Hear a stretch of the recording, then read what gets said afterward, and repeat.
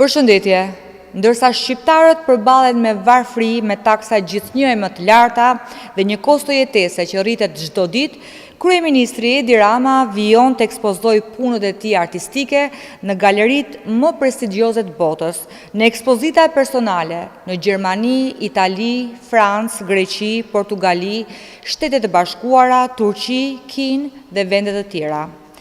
Vetëm për përdorimin e hapësirave ekspozuese gjatë 2 ekspozitave të fundit, shpenzimet mund të arrijnë qindra mijëra euro. Kështu, ekspozita Crystallizing e zhvilluar këtë vit në Berlin nga data 1 maj deri 27 qershor, zgjati 58 ditë.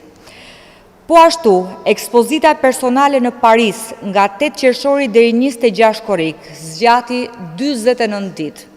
Hapësirat e ekspozimit të këtyre niveleve mund kërkojnë kosto shumë të larta pa përllogaritur dhe përfshirë transportin e veprave, siguracionin, montimin, promovimin dhe shpenzime të tjera organizative.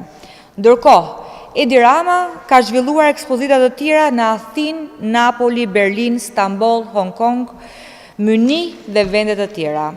Në këto kushte, Partia Demokratike dhe opinioni publik kërkojnë transparencë për: a janë deklaruar në mënyrë të detajuar pranë institucioneve përgjegjëse të gjitha të dhënat nëse këto ekspozita janë kryer me shpenzime personale nga vetë Edi Rama, nga galeritë pritse, nga sponsor privat apo subjekte të tjera, kush dhe sa janë paguar për të mbuluar kostot e transportit ndërkombëtar të veprave, sigurimin, montimin, promovimin dhe organizimin e secilës nga këto ekspozita.